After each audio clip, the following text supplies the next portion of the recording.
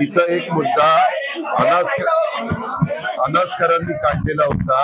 त्यावेळेस ते म्हणले की केरळचे एक शिष्टमंडळ त्यांच्याकडे आलेलं होतं आणि त्याच्यामध्ये जसं महिलांच्या करता सहकारी संस्था असतात, पुरुष मंडळींच्या करता असतात, तसं तरुणांच्या करता वय वर्ष 45 पर्यंतच्या असणाऱ्या मुलांच्या करता मुलींच्या करता असतात, असा त्यांनी एक नवीन प्रस्ताव तिथे ठेवला। तेव्हा मी म्हणालो की बाबा त्याच्याबद्दलची माहिती घ्या, आपण महाराष्ट्रातल्या पण तरुणींच्या करता ते फायद्याचं असेल आणि जर मंत्रिमंडळाला सगळ्यांना पटलं तर त्या गोष्टीचा विचार करू। नाही, आम्ही काही म्हणलेलं नाही, आम्ही त्याच्याबद्दल एक मिनिट, आम्ही पहिल्यापासून मी आजच नाही, जसं मी राजकारणात आलोय तसं सगळ्यांना तरुणांना संधी देतच आलेलं आहे। तुम्ही जर माझ्या पक्षामध्ये आज सगळे जे काही आमदार आहेत त्या आमदारांनाही विचारलं, सुनील टिंगरे, चेतन तुपे, सुनील शेळके, निलेश लंके,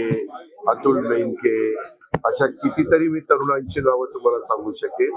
मी बँकेमध्ये देखील काम करताना तरुणांना संधी द्यायचा प्रयत्न करतो।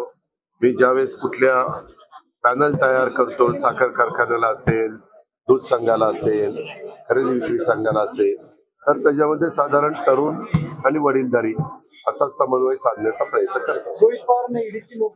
मला त्याच्याबद्दल काही माहिती नाही। मला हे का बाकीच्या ईडी, एक मिनिट, ईडी संस्था ही सेंट्रल गव्हर्नमेंटच्या अंडर येते, त्याच्यामुळे ईडीच्या नोटिसा कुणाला याव्यात। आता मागे मला पण इन्कम टॅक्सच्या नोटिसा आलेल्या होत्या। नोटीस ज्यांच्या काही संस्था असतात, म्हणजे ज्यांना जो अधिकार असतो तो अधिकार ते त्या ठिकाणी अधिकाराचा वापर करत असतात। काही तथ्य असेल तर अडचणीला सामोरं जावं लागतं, तथ्य नसेल तर काही त्याच्यामध्ये अडचणी येत नाही। पंतप्रधान नरेंद्र मोदी महाराष्ट्राच्या दौऱ्यावर होते, महाराष्ट्रात आल्यावर कांद्यावर अशी अपेक्षा होती, पण पेट्रोलचे डिझेलचे दर देखील 100ला गाठलेले आहेत। सर्वसामान्य माणूस महागाईची बाहेर आला नाही, तर तुमचं पंतप्रधान नरेंद्र मोदी ऐकतात दिल्लीला गेल्यावर ते बोलणार का महागाई नियंत्रण करण्यासाठी? विचार करीन।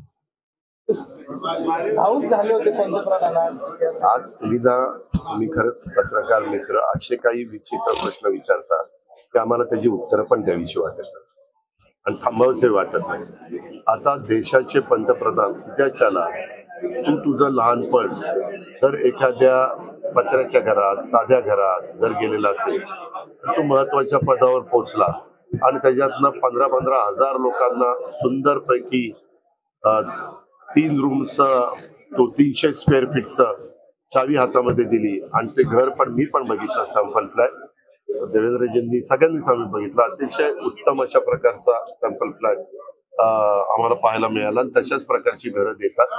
कदाचित त्यांना आठवलं असेल की त्यांच्या लहानपणी किंवा त्यांच्या तरुणपणी त्यांच्या घराची अवस्था काय होती आणि आता आपल्या पंतप्रधान पदाच्या काळात आपण सर्वसामान्य गोरगरिबांना किती चांगल्या प्रकारची घरं देतोय। त्याच्यातनं जुन्या काही गोष्टी त्यांच्या लक्षात येऊन ते भावनिक झाले असतील।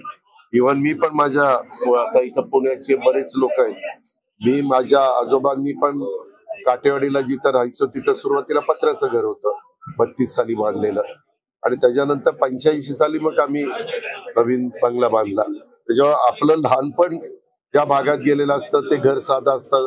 त्यावेळेस पण आमचं घर सारवलेलं असायचं, साईडला प्लास्टर नसायचं, पत्र्याचं, शेतामध्ये 2 पाकी पत्र्याची घरं असतात तशा प्रकारचं। तसंच काहीतरी त्यांना त्यांचं आठवलं असेल। आता ते प्रमुख आहेत पण भावनिक झालेले होते ते आपण सगळ्यांनीच पाहिलेले। विनाशकाले विपरीत बुद्धी। एबीपी माझा, उघडा डोळे बघा नीट।